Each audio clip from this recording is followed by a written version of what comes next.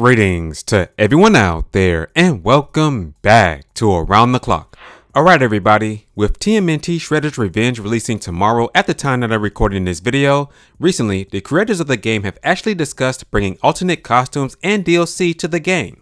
This news comes directly from Yannick Bezel, the narrative designer at Tribute Games, who are the developers of TMNT Shredder's Revenge. Now here's what he had to say recently on the Xbox Expansion Pass podcast.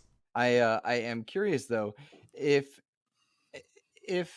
there was ever a chance for like alternative costumes. There's a lot of ripe history for the turtles that are in different outfits and disguises. Was that ever something that was on the table? And on the idea of DLC, do you guys have ideas for DLC if you guys ever could or wanted to do it? For alternate costumes, it's really it was not thought of during production because we're very proud of our animations, and the animations are really detailed and they're filled with character.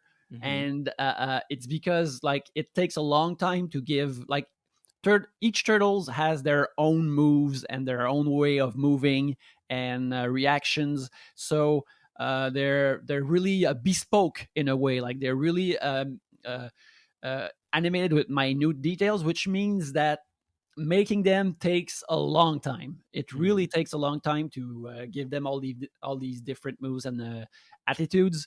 So it made it that creating a playable character when not even taking in part of the balancing and actual game design aspect of it, just producing the animations, that takes a couple of months, maybe even more than that. So it's a lot of work. So bringing alternate costumes or different looks, like I always thought it'd be cool if the turtles could be in trench coats and hats the way they were incognito in the old cartoons, but right. That's exactly what I was thinking about. But again, that would take a whole lot of time, and especially with our animators, like they'd want the trench coat to be flowing and you'd want it to be dynamic and look good because in a fighting game, like the pauses have to be really crisp and readable because they go by so fast. So it's not a possibility given the amount of work that goes in that. I feel like if we had like that amount of resources available to us, we'd probably work on a newer playable character rather than create an alternate skin for a character we already have. Gotcha. Very cool.